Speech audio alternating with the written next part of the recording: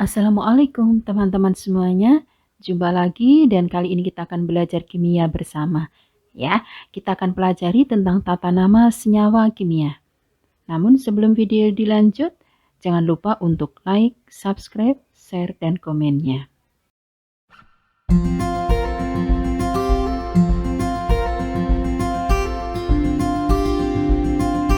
Sobat kimia semuanya, kata orang, kalau kita tak kenal, maka tak sayang. Ya, begitu juga dalam semuanya selalu diberikan nama untuk lebih mengenal apa yang kita sebutkan tadi. Ya, termasuk dalam hal ini adalah senyawa kimia. Jadi banyak zat kimia, banyak senyawa kimia yang sudah kalian ketahui. Namun kalau tidak tahu nama dari senyawa tersebut, maka kalian akan susah untuk mengingatnya, kemudian juga susah untuk menyebutnya dan seterusnya. Baik ya, sekarang kita mulai dulu untuk tata nama senyawa kimia. Di mana pada tata nama senyawa kimia ini dibagi menjadi dua. Jadi untuk tata nama senyawa biner itu yang terdiri dari dua unsur dan tata nama senyawa poliatom ya, yaitu lebih dari dua unsur. Nah, kita mulai dulu untuk tata nama senyawa biner. Pada senyawa biner, tata namanya itu diberi akhiran ida. Sementara untuk senyawa biner sendiri itu dibagi menjadi dua juga. Ya, ada yang terbentuk dari unsur logam dengan unsur non logam. Coba perhatikan pada contoh. Di situ ada senyawa NaCl. Nah, ini terdiri dari dua unsur, ada Na dan Cl, ya. Maka termasuk kelompok senyawa biner. Namanya nanti adalah natrium klorida. Jadi di belakang itu diberi akhiran ida. Nah, contoh lagi ya. CaI2, kalsium iodida. Nah, sementara pada FeBr2, kenapa di situ diberi tanda pakai angka Romawi 2? Jadi kita sebut besi 2 bromida. Ya, sementara pada FeBr3 itu disebut besi 3 bromida. Nah, ini karena unsur besinya itu memiliki bilangan oksidasi lebih dari 1. Ya, jika memiliki bilok lebih dari 1, maka biloknya itu disebutkan dengan menggunakan tanda Romawi. Nah, ini untuk membedakan. Jadi bilok berapa logam tersebut bersenyawa. Begitu ya. Jadi pada FeBr2 di situ adalah besi yang bilangan oksidasinya 2. Maka namanya dituliskan besi 2 bromida. Nah, kalau pada FeBr3 karena Fe di situ biloknya plus 3, maka namanya adalah besi 3 bromida. Oke. Kalau pada nama trivial itu juga untuk bilangan oksidasinya terkadang tidak dituliskan yang 2 dan 3-nya, tetapi kita punya ini ya, ada aturannya bahwa yang bilangan oksidasinya lebih rendah itu diberi akhiran O untuk nama logamnya. Dan yang bilangan oksidasinya tinggi diberi akhiran I untuk nama logamnya. Nah, jadi misalnya FeBr2 itu boleh dituliskan besi 2 bromida, artinya besi yang bilangan oksidasinya 2, ya. Atau bisa juga diberi nama ferrobromida. Nah, jadi dari ferum, tapi karena dia biloknya lebih rendah diberi akhiran O di belakang, ya. Ferrobromida. Nah, sementara untuk FeBr3 tadi disebutkan bilangan oksidasinya plus 3, besi 3 bromida atau nama lainnya adalah feribromida. Nah, yang berakhiran I itu untuk yang memiliki bilangan oksidasi lebih tinggi, yang berakhiran O untuk yang memiliki bilangan oksidasi lebih rendah. Begitu ya. Nah, sementara untuk akhiran yang di belakang tetap menggunakan akhiran ida. Nah, sekarang pada tayangan perhatikan di situ ada titik-titik, silakan untuk diisi ya. Nanti bisa didiskusikan dengan teman-temannya. Oke, untuk selanjutnya senyawa biner yang terbentuk atau tersusun dari unsur non-logam dan unsur non-logam. Tata nama senyawa biner yang terdiri dari non-logam dan non-logam harus disebut disebutkan awalan ya yang menyertai atau yang menyatakan jumlah atom atau biasa disebut angka indeks dalam bahasa Yunani.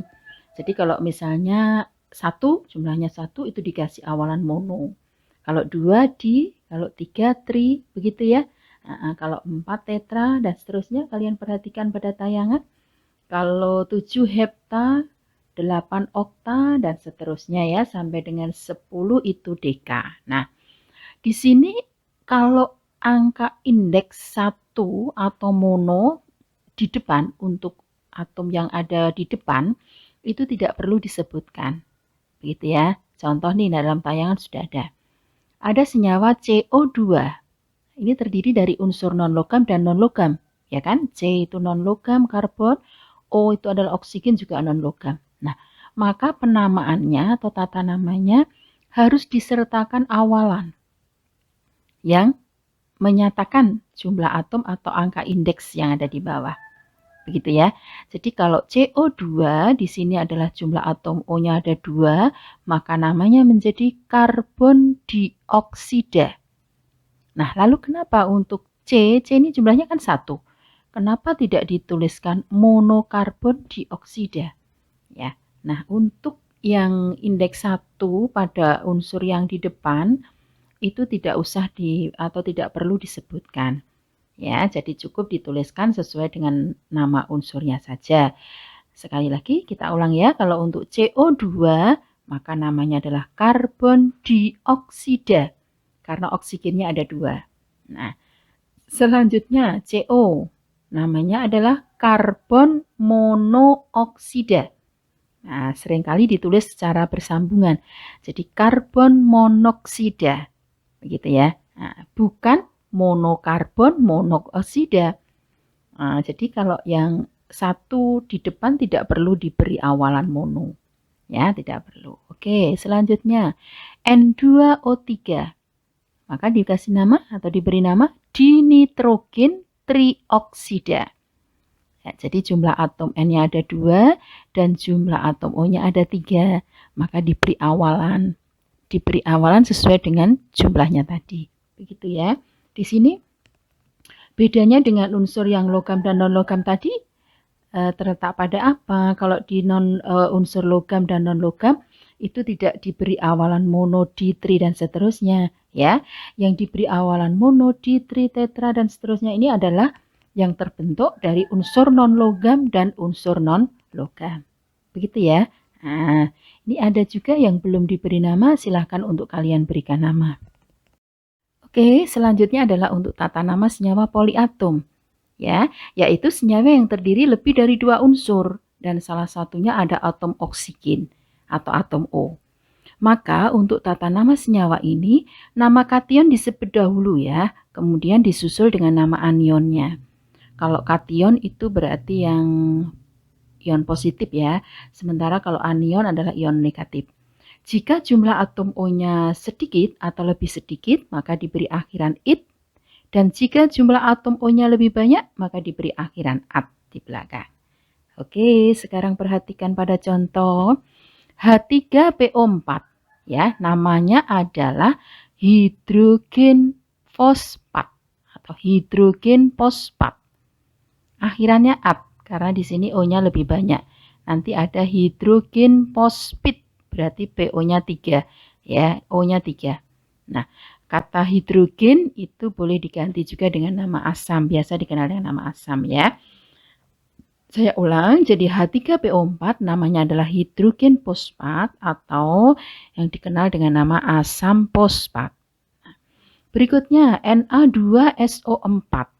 Namanya adalah natrium sulfat. Ya, natrium sulfat. Nah, sementara di situ ada K2SO3. Nah, kalau tadi Na2SO4 berarti O-nya 4 ya, lebih banyak, maka diberi akhiran at. Sementara pada K2SO3 itu O-nya lebih sedikit, jadi diberi akhiran it. Maka untuk K2SO3 namanya adalah kalium sulfit. Begitu ya. Nah, selanjutnya ada AlNO3 3 kali. Karena bilognya Al itu kan plus 3. namanya adalah aluminium nitrat. Gitu ya. Kemudian di sini juga ada beberapa senyawa yang belum diberi nama. Silahkan nanti untuk kalian beri nama ya. Yang perlu diperhatikan adalah jika jumlah atomnya lebih O-nya, jumlah atom O-nya lebih banyak, kalian beri akhiran at di belakang. Kalau O-nya lebih sedikit, maka diberi akhiran it di belakang. Oke, bisa kan? Sekarang kita akan mempelajari tata nama senyawa asam dan basa. Ya, untuk senyawa asam dulu ya. Di mana kalian perlu tahu dulu asam itu adalah senyawa yang mengandung atom H atau jika dilarutkan di dalam air maka dia akan membentuk ion H+. Nah, seperti pada contoh di sini misalnya H2SO4. Kalian tidak memberikan namanya hidrogen sulfat. Saya begitu ya. Tetapi di sini kata hidrogennya diganti dengan kata asam. Jadi kalau H2SO4 namanya adalah asam sulfat. Misalnya lagi ada H2CO3 namanya adalah asam karbonat. Nah, di sini ada titik-titik ya untuk HNO3 dan H3PO4. Silahkan untuk diisikan. Nah, kemudian ada juga senyawa basa ya, yaitu senyawa yang mengandung ion OH-. Artinya, jika senyawa ini dilarutkan di dalam air, maka dia akan menghasilkan ion OH-. Ya, untuk ion OH-nya sendiri itu diberi nama hidroksida.